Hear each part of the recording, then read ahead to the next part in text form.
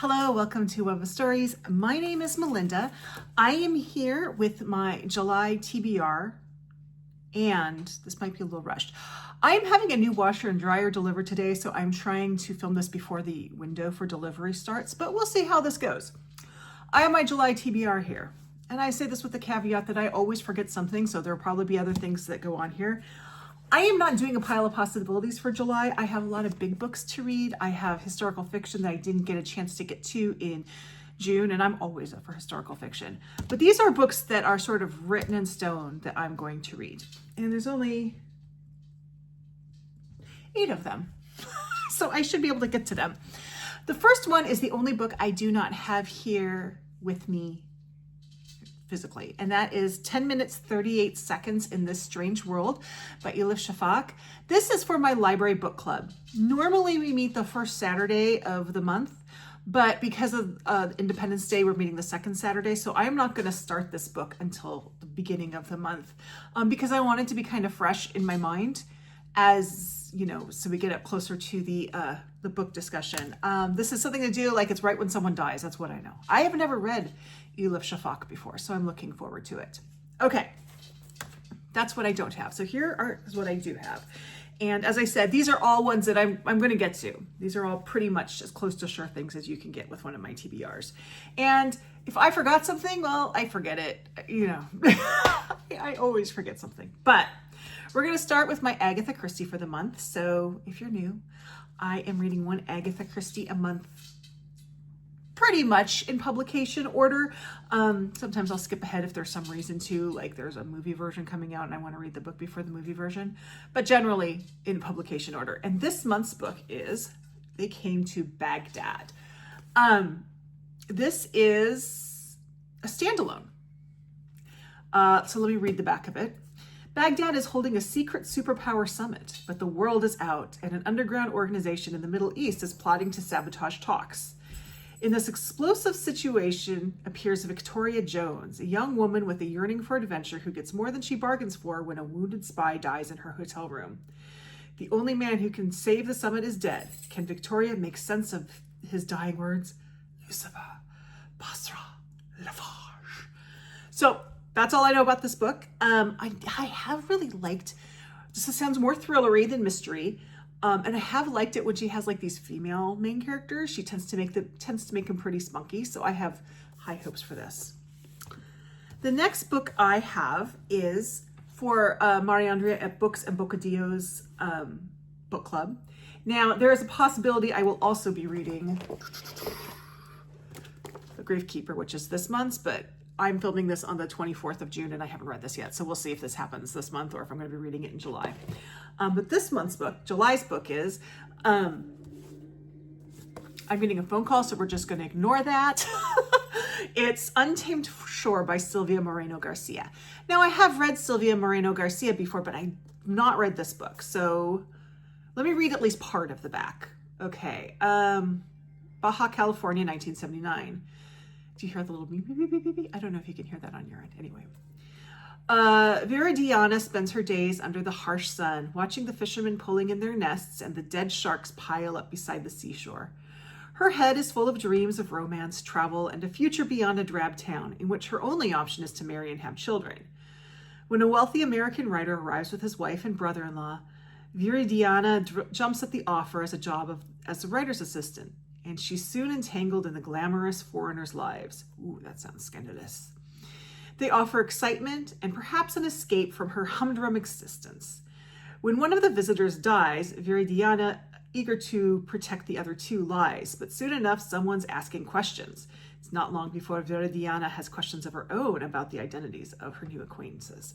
So that's this book. Sounds interesting. Another thrillery-like book. It's not too long, so that's good. And I have read, the only Silvia Moreno-Garcia I have read is Mexican Gothic, which I liked except for, well, I never liked the end. But anyway, there were a lot of, I'm just hoping there's aren't as many mushrooms in this one, but I don't think there will be. So that is Untamed Shore. So my next book is my first Historathon Q3 book. I have decided to be a little disciplined about my Historathon reading and just read one a month I can do it so it's slow and steady. I can spread it over the month if I want. However, this month I'm going to be reading 2, but I'll explain that in a moment. This one goes very much into what I am currently reading, and given what I am currently reading, I'm very interested to read this. This is also the only one that I have that is not American history, because when you get into Q3, you get into where you can start getting into early America. So this one is not. This one is, it's biggie. Another big book for summer, Hunting the Falcon, Henry VIII, Anne Boleyn, and the Marriage That Shook Europe. I'm currently reading the Anne Boleyn novel by Alison Weir, and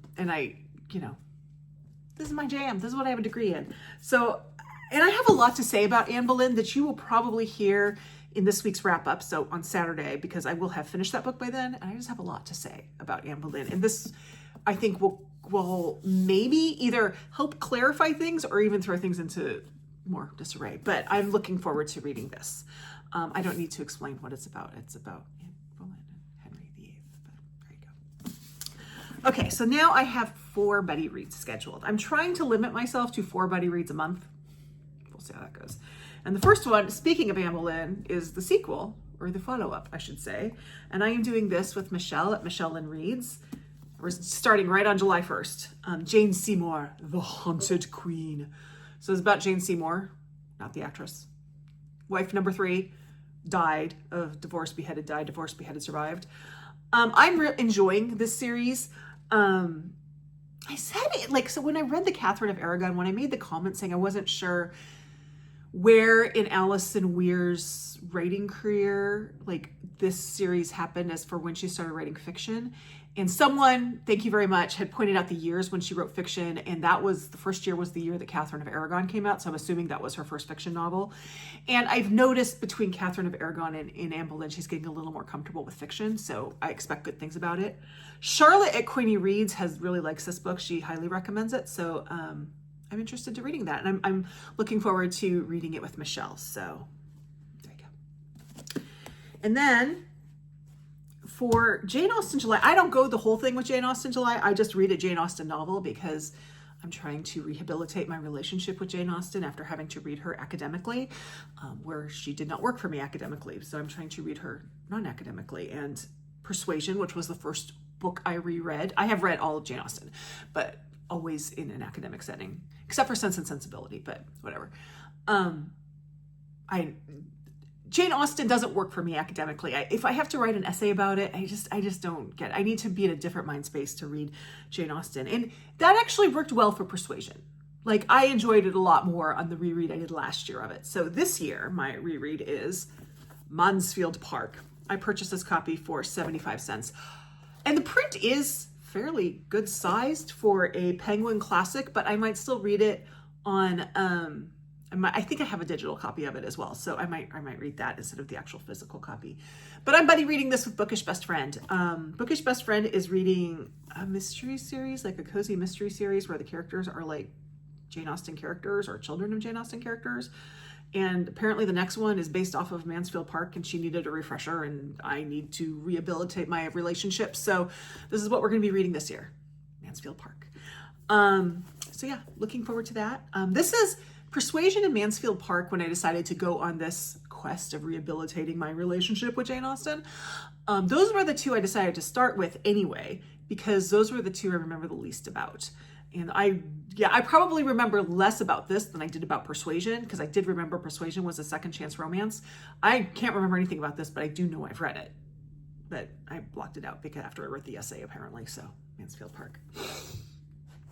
And then here comes my second Historathon book that I'm reading this month. In the first month where I'm only limiting myself to 1.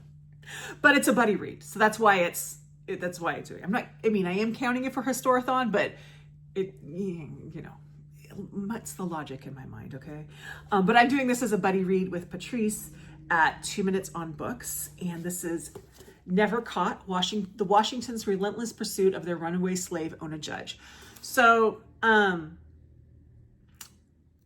Judge was, There was something interesting in why they owned them, or how they owned, that there was some reason. I know when George Washington died, he freed all the slaves, which wasn't actually true, because there was this whole group of slaves that for some reason he couldn't. I can't remember the exact details of it, but she was one of them. But she, like, when they were going off to New York, because that was the capital of the United States at that point, or Philadelphia, New York and then Philadelphia, or Philadelphia and then New York, I don't remember. It's not important. Anyway, she just kind of went off and decided she didn't want to be a slave anymore. Good for her. My daughter has read the young readers version of this book. She read it in 4th grade. There was an issue when she did her book report.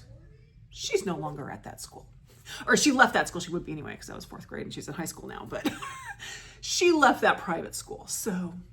But I have been wanting to read the grown-up version of this book ever since, and Patrice and I are going to read it. So this does fall in with Historathon Q3 timing, so it is Historathon, but it's also buddy read, so that's why I'm reading 2 Historathon books this month. And then the final book, I've been going back and forth with Becca. I read Becca on whether or not we were going to read this book as a buddy read, but we are going to read it, and that is A Canacle for Liebowitz by Walter M. Miller. This is sort of a foundational book in science fiction. I am not a science fiction reader. Becca is, so she's going to hold my hand through this. Bookish Best Friend recently was in a book club where they did this book and no one liked it, but then a lot of other people on my videos have said they loved it, and so we decided we're going to give it a try. We're going to try it because I own the copy. Let's give it a try. And yeah, so this is it was the 1961 Hugo Award winner for Best Novel. In a nightmarish, ruined world slowly awakening to the light after sleeping in darkness, the infant rediscoveries of science are secretly nourished by cloistered monks dedicated to the study and preservation of the relics and writings of the blessed Saint Isaac Liebowitz. From here, the story spans centuries of ignorance, violence, and barbarism, viewing through a sharp satirical eye the relentless progression of a human race damned by its inherent humanness to re-celebrate its grand foibles and repeat its grievous mistakes. So, light reading. Actually, this kind of reminds me of a book that when I was in 5th and 6th grade, it was in my school library, and I loved. Like, I was always checking this book out. And it was like a picture book thing, but it was the idea of it was that, like, something happened. I don't know if it must have been just to the United States, but it's like hundreds of years later, and archaeologists come and they try to figure out what happened in the United States. And everyone basically died, like, in situ, like whatever they were doing at the time. So they would find these sites and there'd be people like sitting on beds with remote controls. They were just skeletons. And then it was the archaeologists like trying to decide like what these things were, and they were always completely wrong. And I loved this book when I was a kid. This kind of reminds me of that. So we'll see. There you go. Now, beyond all this, I have lots of books that I want to read. I always have a number of books going. I will hopefully be finishing up Elmer Gantry in July. I'm doing that on the serial reader, and I'm a little bit behind. I think my serial reading ends in July, so we'll see if I actually finish it in July. But I always have audio and ebooks, and as I said, these are all, everything I talked about here is in print, even the library book. So Mansfield Park, I may switch over to ebook. Otherwise, these are all print, which means I have a lot of audio and ebook space open to be reading. So we'll see exactly what I do get read this month in July, but that's my TBR as it stands now. I'm trying to keep July and August kind of under control because we're still in big book summer, and I do want to read some big books. And so there you go. That's what's going on there. If you have anything that you are excited to read in July, let me know. If you've read any of these and you have thoughts on them, let me know. And if you just don't know what to say, but you want to say something, hi, I was here. You can leave an emoji of a summary emoji, whatever speaks summer to you. Unless you're in the Southern Hemisphere, then leave me a snowflake so I know that you're in the Southern Hemisphere. Okay? Like, subscribe, join my Discord. I'll see you in the next video. Bye-bye.